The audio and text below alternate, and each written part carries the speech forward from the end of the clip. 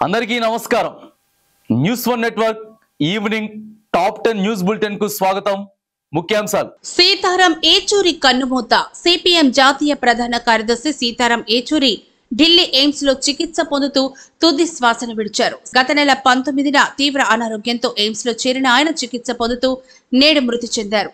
సీతారాం ఏచూరి పూర్తి పేరు ఏచూరి సీతారామరావు.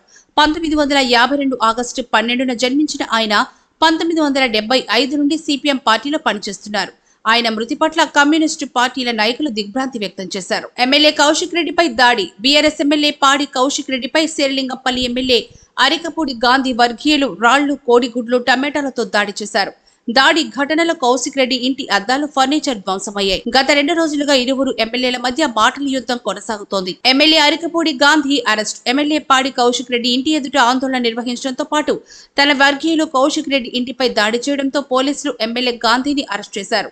ముందుగా గచ్చిబౌలి పోలీస్ స్టేషన్ కు తరలించి అక్కడి నుంచి నార్సింగి పోలీస్ స్టేషన్ కు తరలించారు. ఎమ్మెల్యేల మధ్య మాటల మంటలు. హుజూరాబాద్ ఎమ్మెల్యే పాడి కౌశిక్ రెడ్డి, శేర్లింగంపల్లి ఎమ్మెల్యే అరికపూడి గాంధీ మధ్య మాటల యుద్ధం కొనసాగుతోంది.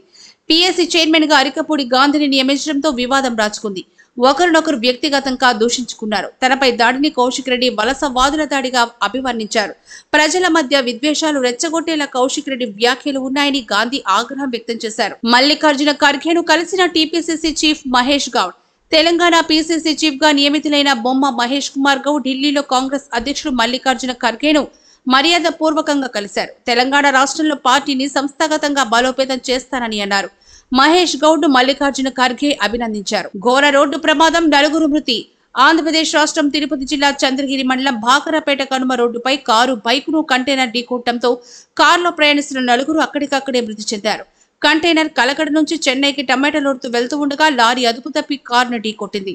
పోలీసులు కేసు నమోదు చేసుకుని విచారిస్తున్నారు. మంకీ పాక్స్ కేసుల నేపథ్యంలో హైదరాబాద్ లో హై అలర్ట్. దేశ రాజధాని ఢిల్లీలో మంకీ పాక్స్ కేసు నమోదు కావడంతో ప్రభుత్వం అప్రమత్తమైంది. శంషాబాద్ విమానాశ్రయంలో మెడికల్ టీంను ఏర్పాటు చేశారు. విదేశాల నుంచి వచ్చే ప్రయాణికులపై నిఘా ఏర్పాటు చేసి స్క్రీనింగ్ నిర్వహించేందుకు అన్ని ఏర్పాట్లు పూర్తి చేశామని వైద్యాధికారులు వెల్లడించారు. వ్యాధి లక్షణాలున్న అనుమానితులుంటే వారిని క్వారంటైన్ లో ఉంచుతామని తెలిపారు. సినీ గేయ రచయిత గురుచరణ్ కన్నుమూత.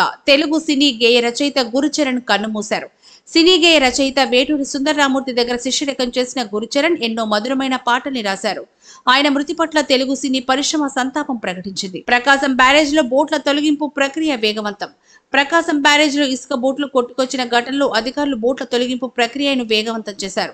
క్రేన్ సహాయంతో వాటిని తొలగించే ప్రయత్నం చేసినా విఫలం కావడంతో కట్టర్ల ద్వారా బోట్లను విచ్ఛిన్నం చేసి శకలాలను తొలగిస్తున్నారు. మరో 2 రోజుల్లో తొలగింపు ప్రక్రియ పూర్తవుతుందని ఏపీ ఇరిగేషన్ శాఖ మంత్రి రామానాయుడు స్పష్టం చేశారు. ప్రధాని మోడీని కలిసిన పారా ఒలింపిక్స్ పతక విజేతలు. ప్యారిస్ వేదికగా జరిగిన పారా ఒలింపిక్స్ లో సత్తా చాటి 29 పథకాలు సాధించిన క్రీడాకారులు ప్రధాని నరేంద్ర మోడీని కలిశారు. ఈ సందర్భంగా ఆయన పథకాలు సాధించిన క్రీడాకారులను అభినందించారు. అంగవైకల్యం ఉన్నప్పటికీ మొక్కవోని ధైర్యంతో సాధన చేసి దేశానికి పథకాలు తీసుకొచ్చారని ఆయన కొనియాడారు.